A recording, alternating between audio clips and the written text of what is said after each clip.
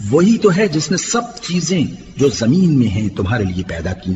پھر آسمانوں کی طرف متوجہ ہوا تو ان کو ٹھیک ٹھیک 7 آسمان بنا دیا، اور وہ ہر چیز سے خبردار ہے.